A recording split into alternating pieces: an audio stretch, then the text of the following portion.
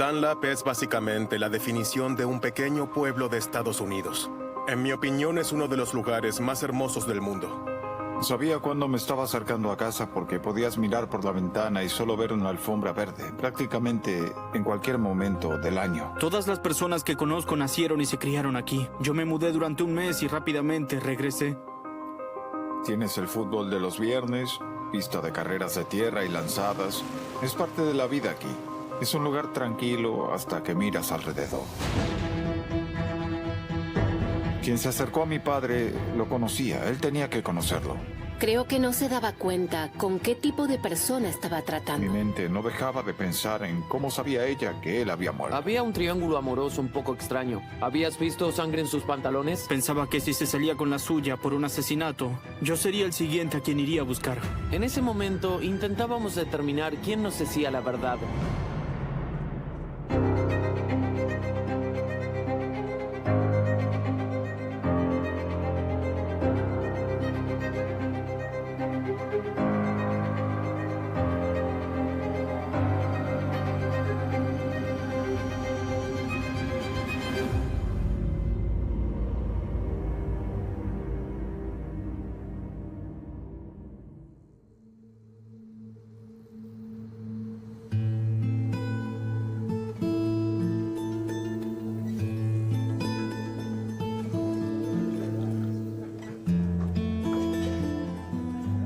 Oh, te veré mañana. De acuerdo, es un trato.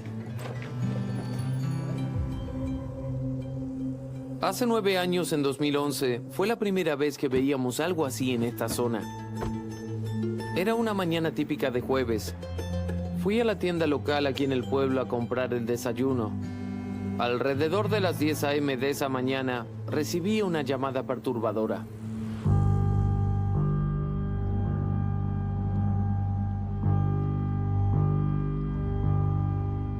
¿911? ¿Cuál es su emergencia? Bueno, yo iba caminando recogiendo latas y creo que vi un cuerpo flotando. No estoy seguro, pero quiero decir, solo me fui corriendo. De acuerdo, no cuelgue, ¿de acuerdo? Quiero que me dé más información. ¿De acuerdo? Bueno, no me meteré en problemas, Espere, ¿verdad? no. Solo necesito que me brinde más información. De acuerdo. Espere. Trabajo en escenas de crímenes de personas con las que fui al colegio o son amigos de la familia. En cuanto recibes la llamada, te preguntas quién será. Llegamos al puente. Yo fui el primero en llegar, así que caminé hasta la escena. Y claramente al subir la colina y dar la vuelta, se podía ver lo que parecía ser un cuerpo flotando en el río. Era un masculino de talla grande. No llevaba identificación. Revisamos sus bolsillos y no llevaba nada. Así que él era un NN para nosotros. En cuanto nos dimos cuenta que tenía una herida de bala en la cabeza, en ese momento debíamos comenzar a dilucidar si se había disparado él mismo o no, siendo un suicidio o si fue asesinado y desechado allí. El cuerpo llevaba una camiseta naranja con el nombre Fuzzy's Bar, que es un pequeño bar de motoqueros aquí en el pueblo.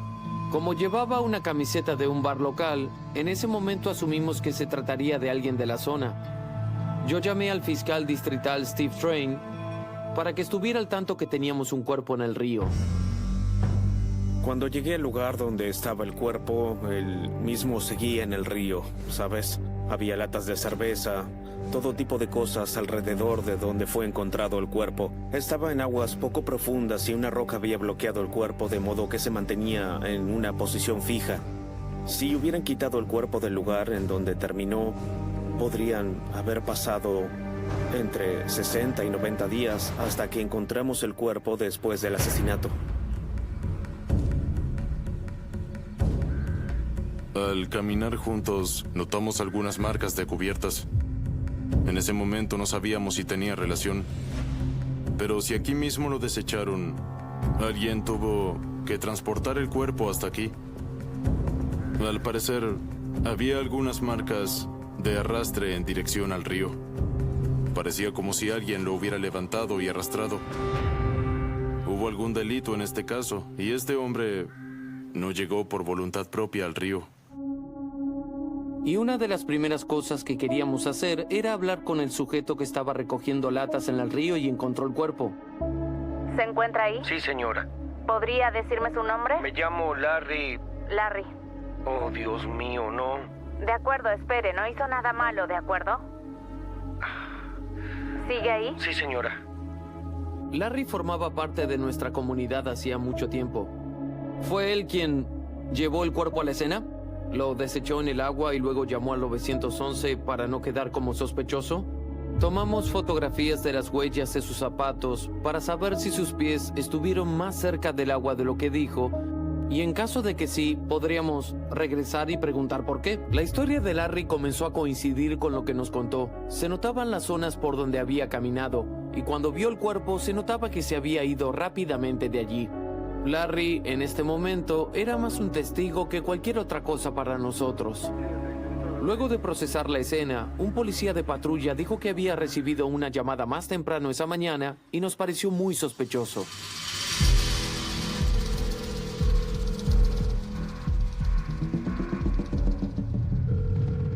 ¿911 del condado de Sequatchie, ¿dónde es su emergencia? En realidad no tengo una emergencia, solo me metí debajo de mi casa para hacer algunos arreglos en mi propiedad. Sí. Y alguien había colocado un auto allí anoche y lo quemó. Luce muy sospechoso, quiero decir, alguien lo condujo hasta allí y lo prendió fuego. Creemos que puede estar relacionado, nunca se sabe. Nos dirigimos a esa escena solo para observar y ver si podemos notar algo. El auto no estaba más. No había cubiertas, no había nada. Estaba completamente quemado. Mientras trabajábamos, un oficial notó una matrícula de discapacitado. Quemada, pero no del todo. Se podían ver algunos números todavía. Cuando investigamos la matrícula, supimos quién era el dueño del auto. Una persona llamada Clifford Carden Jr. Bueno, ninguno de nosotros lo conocía, y aquí nos conocemos todos. Básicamente, en todo el departamento siempre alguien conoce a alguien. Y nosotros no lo conocíamos. Obtuvimos la información de su licencia de conducir y pudimos ver su fotografía. Como el cuerpo había estado en el río durante 15 o 16 horas, todavía podíamos identificarlo.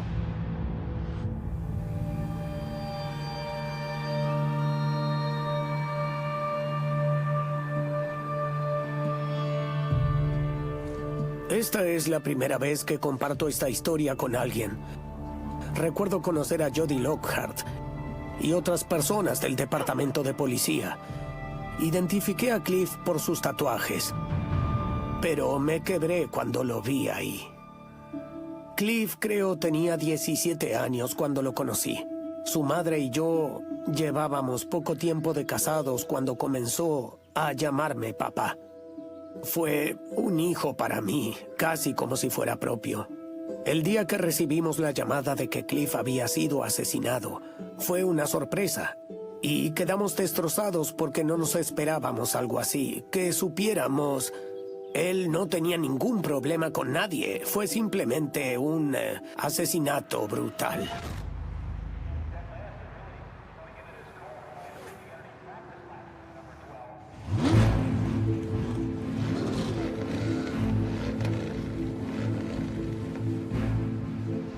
Yo tenía 5 años cuando Cliff se casó con mi madre.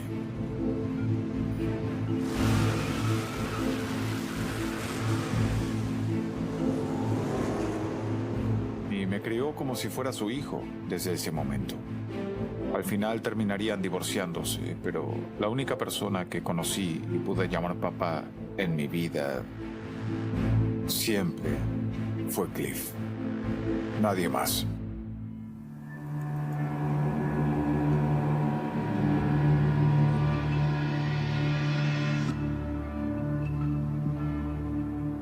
Cuando identificamos al señor Carden, queríamos revisar su residencia. Sabíamos que lo habían arrojado al río, pero todavía no sabíamos dónde había sido la escena del crimen. Por eso queríamos ir a su casa, para intentar averiguar si había alguna evidencia allí. Llegamos de noche. No había luces. Se notaba claramente que no había nadie en la casa. Logramos entrar a la residencia por la puerta trasera, y cuando ingresamos a la casa nos dimos cuenta que alguien había estado allí antes que nosotros. La casa estaba toda desordenada. También notamos que habían colocado un tanque de propano junto a la estufa. Esto fue hecho para intentar incendiar la casa de Cliff Garden. El tanque de propano estaba inclinado sobre un lado, de modo que si la estufa se encendía, habría derretido el plástico, quemado la alfombra y podría utilizar la madera de la mesa de la sala como combustible. El asesino intentaba destruir las evidencias.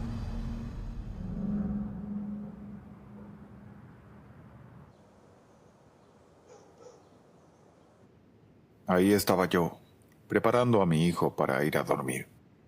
Recibo una llamada telefónica y era la segunda esposa de mi padre, Cindy. Las palabras textuales de Cindy fueron: "Tu papá está muerto". Dada su historia de salud, temía que hubiera sido un ataque cardíaco. Claro que no podía dejar de pensar en mi camino hacia la casa de mi padre para encontrarme con los oficiales de policía. Me preguntaba cómo sabía ella que él había muerto, porque Cindy y mi padre llevaban casi un año separados. Se habían separado, pero aún no estaban divorciados. Llegamos a casa de mi padre. Había oficiales de policía en el lugar y también había investigadores. Y Cindy estaba ahí. Cindy y yo nunca tuvimos ningún tipo de relación. Ella era más que nada una conocida. En casa de mi padre, Cindy se dio vuelta y nos dijo a todos: "Todo esto me pertenece porque aún estamos casados". Y yo avancé, me quedé mirándola sorprendido y le dije: "Tienes que estar bromeando". Entonces comencé a caminar por el pasillo hacia la oficina de mi padre, pero Cindy se me puso adelante y no me dejaba entrar. Le dije: "¿Qué haces?" Y me responde: "No tienes que entrar". Entonces la quité del camino y entré. Cuando encendí la luz, me di cuenta de que faltaban cosas en la oficina. Papá era un admirador de Dale Earnhardt. Tenía el auto de Dale a escala 1:18 en porcelana. El auto de oro en el que Dale Earnhardt murió. Papá lo tenía sobre un pedestal detrás de su escritorio, pero no había nada. Se notaba dónde estaba, y también se notaba que ya no estaba. Así fue como supe que algo andaba mal. ¿Por qué evitarías que alguien pueda verlo si no tienes nada para ocultar?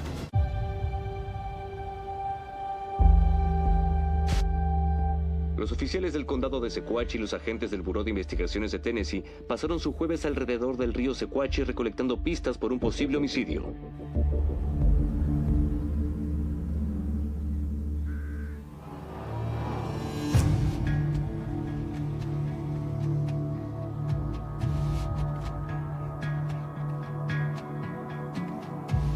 Yo estaba aquí en el trabajo cuando me enteré de la muerte de Cliff Garden. Cuando sucede algo como un asesinato, sin dudas genera muchos rumores. Verás a la gente hablando de una mesa a la otra, ya sabes, barajando posibilidades de quién lo hizo o por qué lo hizo. Todo este salón es una gran sala de debates. Mucha gente entraba cada día a sentarse. Teníamos una mesa. Siempre hablábamos de autos, de restaurar autos. Lo conocía porque venía todos los días aquí a beber café. Parecía ser un hombre tranquilo. Parecía que no molestaba a nadie. Yo estaba trabajando, llegando por East Valley Road, donde fue encontrado el cuerpo de Cliff. Vi todas las patrullas de policía y pensé: ¿qué sucede aquí? Ya sabes, no me gustó que pasara por su familia y por Dunlap. En Fusi, comencé trabajando por $4 la hora. Y eventualmente pude comprarlo. Cliff venía casi a diario y siempre era uno de los que invitaba una ronda para todos. Si alguien le pedía ayuda, lo ayudaba. Siempre tenía dinero encima. A mí me preocupaba que se aprovecharan de él. A veces le decía: Cliff, no es necesario que lo hagas.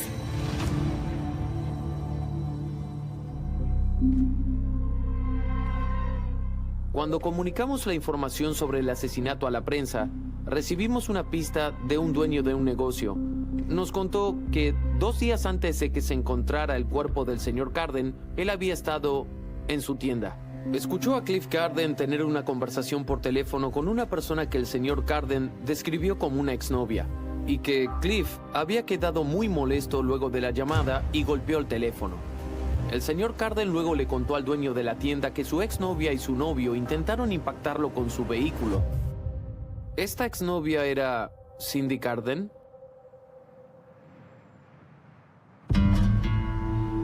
Desde que conocí a mi padre, siempre estuvo debajo del capó de un auto.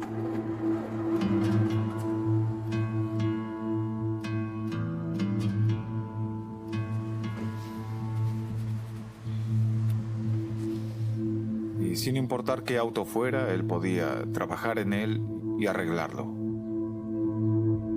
El olor que hay dentro de este taller me recuerda más a mi padre que cualquier otra cosa en el mundo.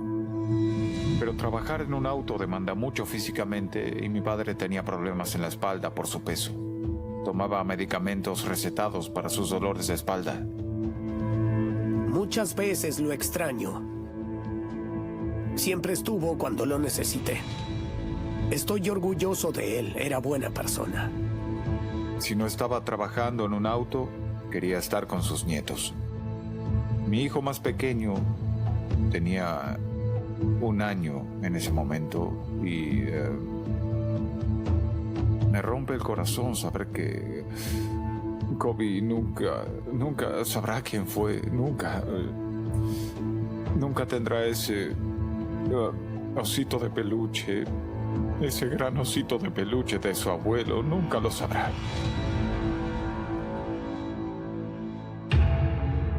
Mi padre siempre decía: Cindy y yo tenemos problemas. En su momento comencé a sospechar de Cindy, pero no podía entender cuál sería el propósito. Mi papá no tenía nada. ¿Qué podía obtener? Y luego salió a la luz que ella pensaba que él tenía una póliza de seguro de vida por $50,000. Se molestó cuando el director de la casa funeraria dijo que él solo tenía una póliza por $10,000. Y ella dijo: ¿y qué hay de los 50,000? Parece que él la había cancelado. Había rumores, especulación. Todos hablaban.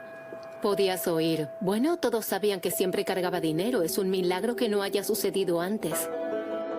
Era un hombre generoso. Seguía hablando con su esposa, que se había alejado, e intentaba ayudarla. Yo pensaba que ella quizás estuviera interesada en volver con él, pero quizás no obtuvo lo que realmente quería de Cliff. Piensa en esto. ¿Conoces a alguien?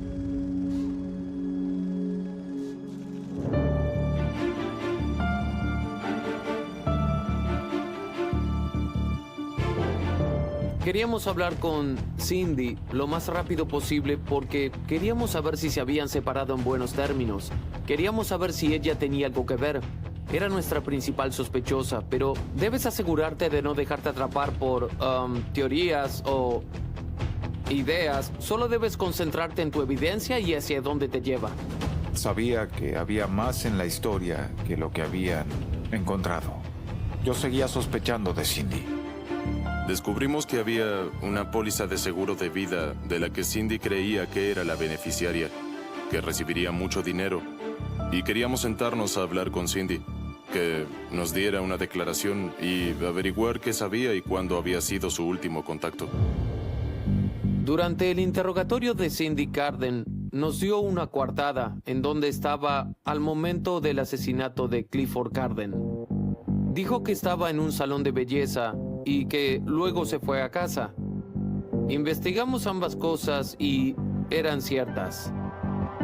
Determinamos que no estuvo involucrada en la muerte del señor Carden y su coartada era verdadera.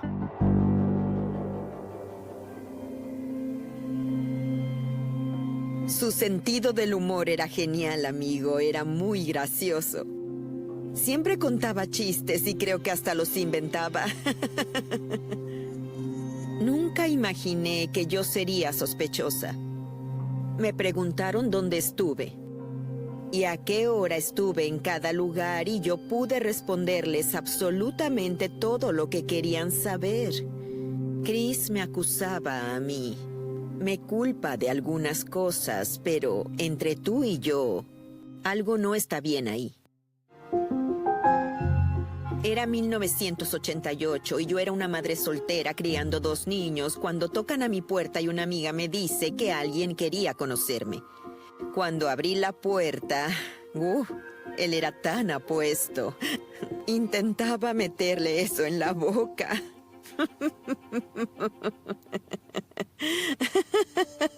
Nos casamos el día de San Valentín, el 14 de febrero. Estuvimos juntos durante 23 años y nunca más recibiré ese abrazo. Mi separación con Cliff ocurrió en 2011. Yo necesitaba tiempo para pensar y me mudé. Fue lo más difícil que tuve que hacer en mi vida. Simplemente nos fuimos distanciando.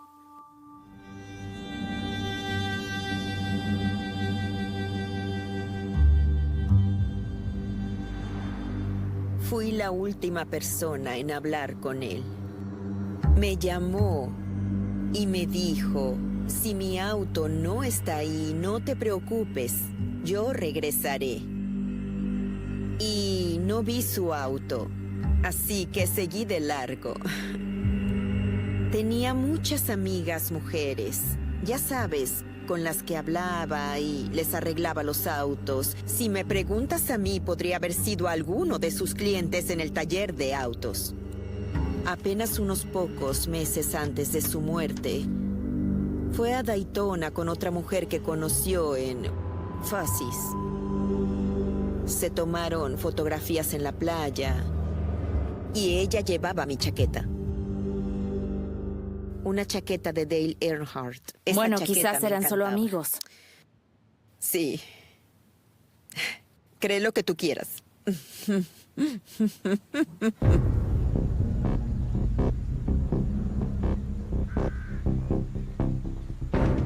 Cuando encontramos el cuerpo de Cliff en el río, vimos que llevaba una camiseta del Bar's Fuzzy's, que es un bar de motoqueros aquí en el pueblo.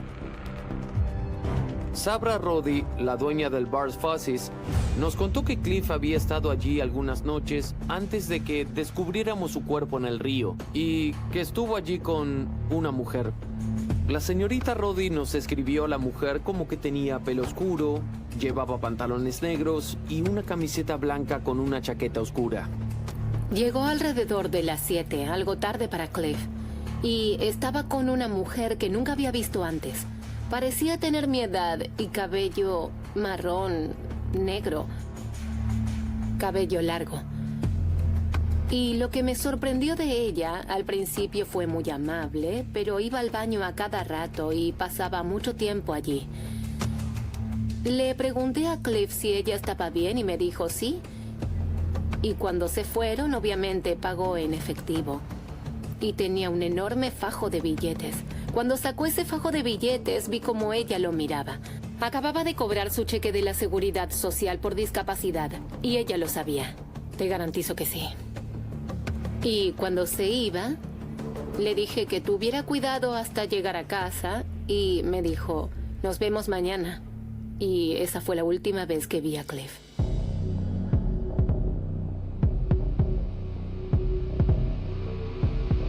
Cuatro días después de comenzada la investigación, todavía no sabemos quién es esta mujer de cabello oscuro.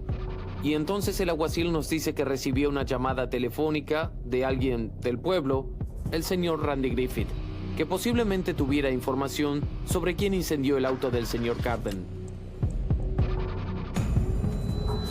Allí estaba en mi auto regresando a casa. Eran alrededor de las 6:30 p.m.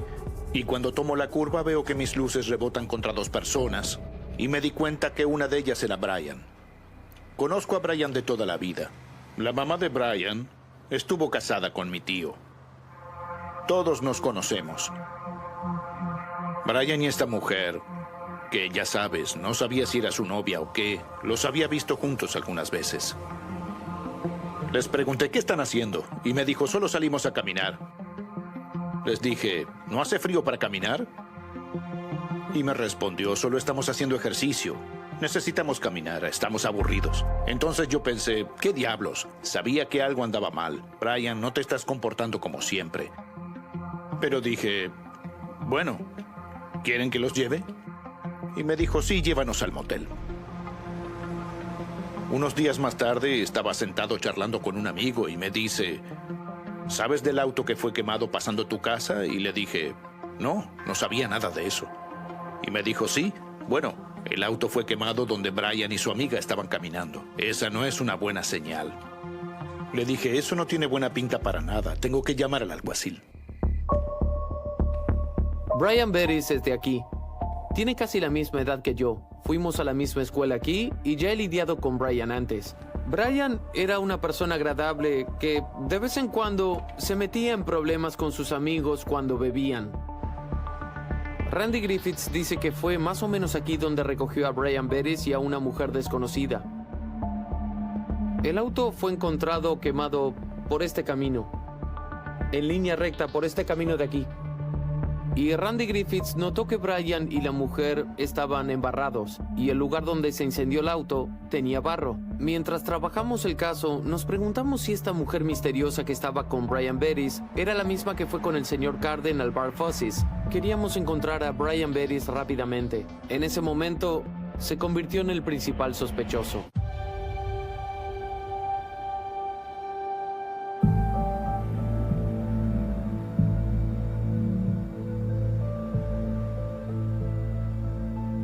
Nos concentramos solamente en Brian y la mujer desconocida. Todavía no sabemos quién es esta mujer de cabello oscuro. ¿Es la misma que fue con el señor Carden al Bar Fuzzy's? Brian Beris es de aquí, así que crecimos juntos. Brian era conocido por la policía, se había metido en problemas, nada importante. Se metía en algunos problemas de vez en cuando bebía. Brian Betis trabajó aquí durante algunos meses. Era lavaplatos. Y a veces podía ser complicado, pero la mayor parte del tiempo era muy tranquilo. Y la noche del asesinato vino a comprar comida para llevar y al día siguiente él regresó para tomar el desayuno, pero también se lo llevó. Realmente no había notado nada fuera de lo común. Hablé con él muy brevemente y eso fue todo. Luego de intentar ubicar a Brian Beris, nos contactó un oficial de policía que es dueño de una gasolinera. Uno de sus trabajadores, que también es familiar, había visto a Brian Beris comprando gasolina antes de que encontráramos el cuerpo del señor Carden y su auto quemado. Nunca compartí mi historia para las cámaras porque tenía miedo. ¿Vendría por mí? Estaba leyendo el Dunlap Tribune, un pequeño periódico de aquí, del pueblo, y justo estaba leyendo un artículo que hablaba sobre un asesinato. Le dije a la policía que tenía información sobre el crimen y me citaron a declarar. ¿Brian Beris llegó y te pidió algo para guardar gasolina? Sí, sus palabras textuales fueron, no importa qué sea. ¿Viste un auto o algo así? ¿Llegó caminando, conducía? Lo vi caminando. Y luego volví a verlo más tarde esa noche en el Kangaroo. Estaba raspando billetes de lotería. Lo miré y su vello facial estaba quemado. Todo su vello facial quemado, hasta sus cejas. De acuerdo. ¿Recuerdas algo más sobre él además del vello facial quemado? Vi sangre en sus pantalones. ¿Viste sangre en sus pantalones? Estoy bastante seguro de que era sangre. De acuerdo. La información que nos dio el señor Hobbs nos daba más evidencia que vinculaba a Brian Beris con el homicidio de Clifford Carden Jr. Ahora comenzamos a vincular al señor Beris con el incendio del auto de nuestra víctima. El agente Wilson y yo estábamos buscando pistas donde podría estar Brian Beris. Comenzamos a pensar en la declaración de Randy Griffiths. Fuimos al motel del pueblo donde el señor Griffiths dijo que los dejó. Y les pedimos que nos mostraran el video. Terminamos encontrando un video de Brian y esta mujer de cabello oscuro. La misma mujer que nos describieron que estaba con Cliff en el Bar Fuzzy's. Se veía el auto de Cliff Carden. Podemos verlos entrando y saliendo, llevando lo que parece ser artículos coleccionables de NASCAR. Entrando por las puertas laterales del hotel, los vemos registrándose, riendo, bromeando, disfrutando y pasándola bien. Al ver los videos, descubrimos que Brian y la mujer se registraron en el hotel el 12 de febrero, alrededor de las 5 p.m., un día antes de que encontráramos el cuerpo. Pasaron 3 noches en el Hotel Dunlap y luego partieron por separado. y les llevó bastante tiempo retirarse porque tenían muchas cosas. En el hotel nos dijeron que ya habían limpiado la habitación y que no había quedado nada, pero que pusieron su basura en un cesto en la parte trasera del hotel. Entonces comenzamos a revisar la basura, separándola por cada habitación, bolsa por bolsa. La separamos y en determinado momento encontramos la que queríamos era la bolsa de basura de la habitación de Brian Bettis.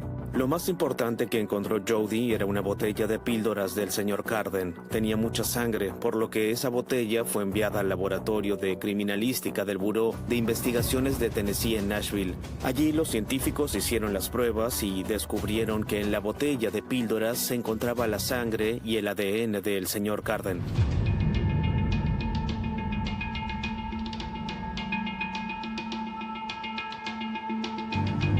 Ese día estaba buscando el paradero del señor Bettis. Nos enteramos que hacía varios días que nadie veía a Brian en la residencia de su familia. Más tarde recibo un llamado del agente Wilson diciendo que el señor Bettis se entregó en el centro judicial y pedía ser interrogado. Queremos hablar contigo. Sabemos que viniste por voluntad Siempre propia. lo hago, no importa cuál sea la situación, pero no iré a la maldita prisión por algo que no hice. Tranquilo, cálmate, vamos. Se notaba que Brian temblaba, estaba asustado. Yo no lo hice. Y Brian nos dice que el nombre de ella es Susan Baker. La conocí el 17 de diciembre. Comenzamos a hablar, luego a salir. Me mudé con ella a los 7 u 8 meses. Quiero decir, hubo momentos en los que me fui porque ella había hecho alguna tontería. Y cada vez que me iba, ella iba a casa de este tipo. ¿De quién estás hablando? Clifford.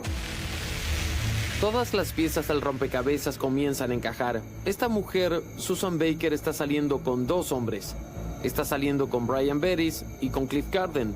Por lo tanto, teníamos un triángulo amoroso un tanto extraño aquí. Quizás sea ella la mente maestra. Brian estaba celoso porque se enteró que Susan salía con Cliff y con él al mismo tiempo. Quizás le disparó por celos. La historia que nos cuenta es que esa mujer estuvo con el señor Carden en el bar varios días antes, pero que él nunca había conocido al señor Carden. Yo nunca lo había conocido en mi vida hasta el pasado miércoles. Nunca lo había visto, nada, hasta el miércoles. Dice ser el novio de Susan Baker desde hace un año. ¿Cómo es que no sabe que Susan tiene otro novio? Y en ese momento comenzamos a pensar si las cosas son como él dice o está intentando culparla a ella por el asesinato. Me llama y me dice, ¿quieres ganar dinero? ¿Te gustaría ganar algo de dinero? Y yo le dije, sí. Brian nos cuenta su versión de que todo es culpa de Susan Baker. Fue el plan de Susan Baker. Nos dijo que Susan era la mente maestra, que tiene la pistola y que él solo hizo lo que ella le ordenó. Yo estaba en el asiento trasero y estaba asustado, ¿me entiendes? No tenía ningún sentido. Le disparó en la maldita cabeza a esta distancia de mí. Su primera declaración es que ella le disparó en la cabeza. Me van a proteger, estoy asustado. Y a partir de ahora, todos los oficiales disponibles estaban en la búsqueda de Susan Baker.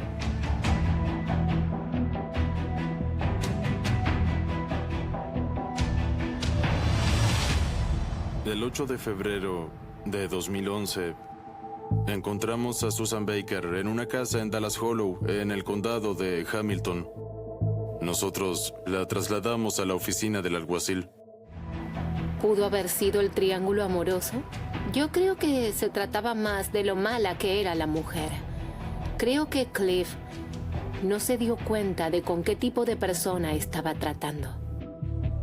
Bueno, no tenía idea de lo que sucedería con él o nunca se había visto envuelto en una situación así. De hecho, confiaba en ellos y los ayudaba. Y ellos se aprovecharon de su bondad y generosidad.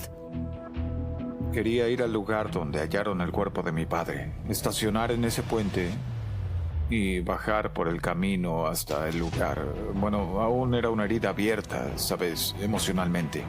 Y terminó siendo frustración e ira contra Brian Bettis. Creo que Brian Bettis sabía bien lo que estaba pasando. Su motivo era robarle el dinero y los medicamentos. Y él lo sabía qué era lo que iba a pasar. Siéntate. Para este momento, el agente Wilson y yo tenemos a Susan Baker en el centro judicial. ¿Y qué tipo de relación usted tenía con Cliff? Él era un hombre mayor. Me prestaba atención. Ya sabes, me llevó a Myrtle Beach, me llevó al Daytona 500. Era la primera vez que iba a Florida, a Gatlinburg. Me llevaba de viaje. Gastaba dinero en mí.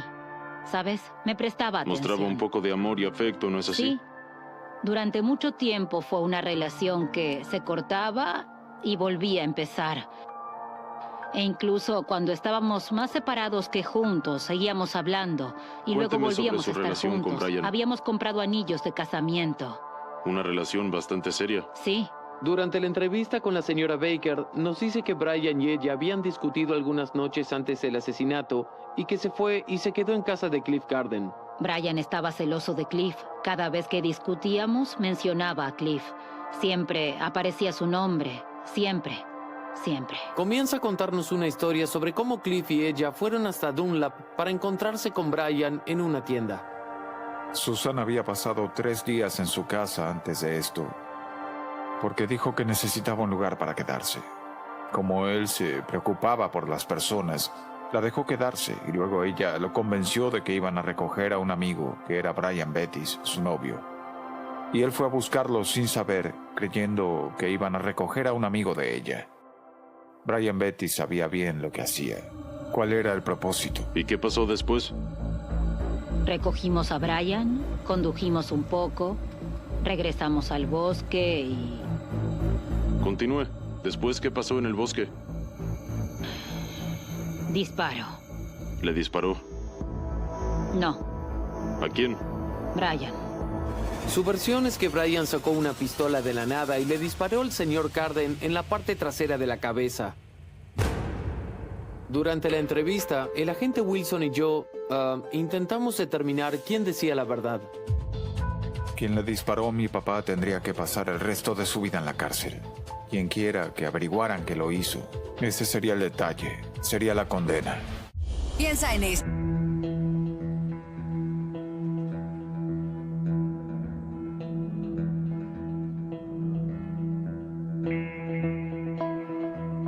Susan nos contó la historia de que Brian iba en el asiento trasero y le disparó por celos. Brian nos dice que fue Susan quien lo hizo por pura maldad.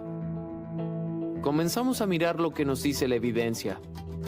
La señorita Baker nos dijo que Brian le disparó a Cliff en la parte trasera de la cabeza, lo cual era mentira porque sabíamos que el disparo provino desde un costado, por lo que sería un disparo de costado, no desde atrás. Nos dijo que esto fue su idea, que todo fue planeado, que llamó a Brian para preguntarle si quería ganar dinero esa noche anterior y que usted condujo hasta el bosque y luego le disparó. Está mintiendo porque yo no sabía que él tenía dinero.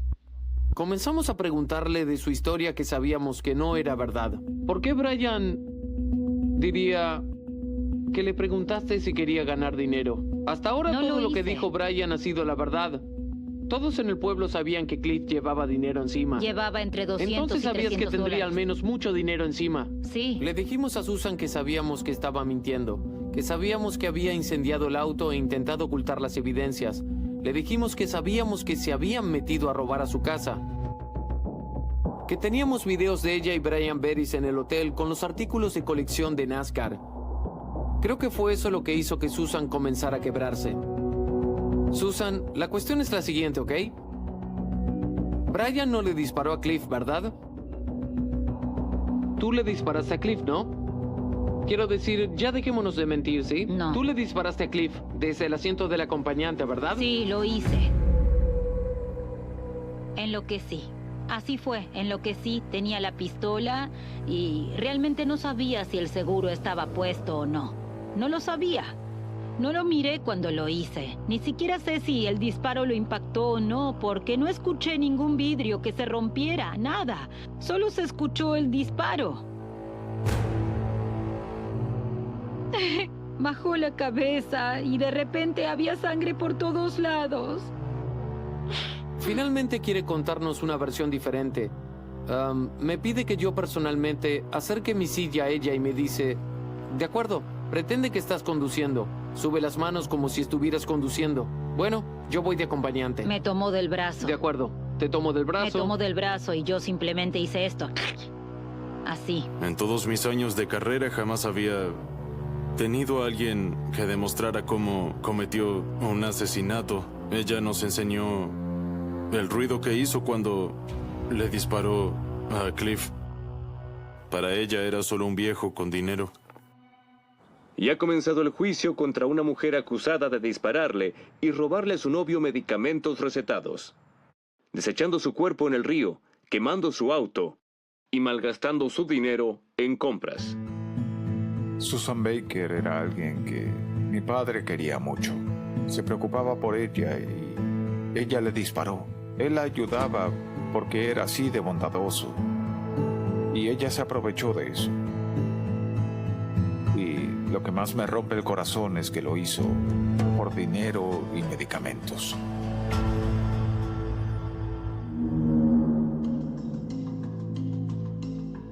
En este caso, Susan fue la culpable. No fue planificado por Brian Bettis. Algo que me molestaba es que había una fotografía, una selfie de Clifford y Susan una hora antes de que lo asesinara. Parecían ser, ya sabes, una pareja como cualquiera de nosotros, que te tomas una foto con tu compañero, con tus hijos o quien sea, y una hora después le dispara y lo mata.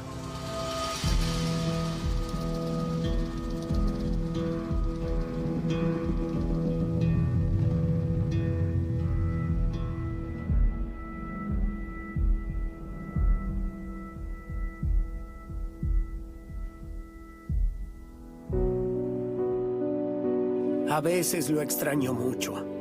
Se siente como una pérdida para nosotros, sobre todo para su madre.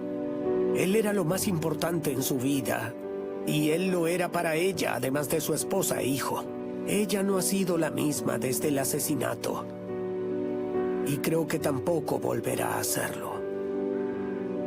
Nunca lo imaginé ni en mis peores pesadillas. Yo supuse que si se iría, sería por causa de otro ataque cardíaco o algo así. Desearía poder recibir ese bonito y largo abrazo de nuevo.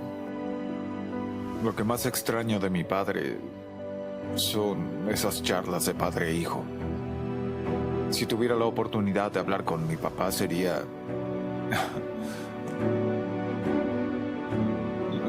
para pedir consejos sobre cómo ser un buen padre. Cuando hago algo con mis hijos, siempre lo tengo presente. Siempre pienso primero, ¿esto es algo que mi padre haría? ¿Estaría orgulloso de mí? Y es ahí donde encuentro mi paz con todo este asunto.